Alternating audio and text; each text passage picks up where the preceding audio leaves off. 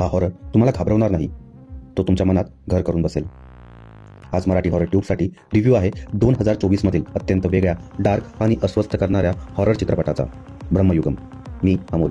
हा चित्रपट आपल्याला एका अनोख्या ब्लॅक अँड व्हाईट जगात घेऊन जातो. एका भटक्या गायकाची गोष्ट इथून सुरू होते, जो अंधाऱ्या जंगलातून जाताना एका रहस्यमय वाड्यात अडकतो. या वाड्यात राहणाऱ्या गूढ व्यक्ती, एक नोकर आणि एक माणूस. सुरुवातीला सगळं शांत, पण आतून सर्व अस्वस्थ करणारं. जसं जसा वेळ पुढे जातो तसं तसं हे ठिकाण, हे लोक आणि त्यांचं अस्तित्व प्रश्नचिन्ह बनतं.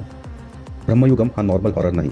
इथे भूते थेट समोर येत नाहीत, पण भीती प्रत्येक फ्रेममध्ये जाणवते.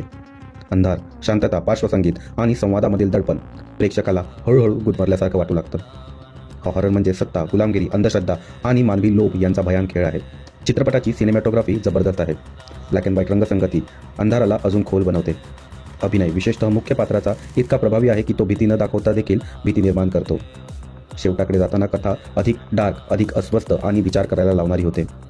सायकोलॉजिकल आणि डार्क फॅन्टसी हॉरर आपल्याला आवडत असेल तर ब्रह्मयुगम हा अनुभव चुकवू नका.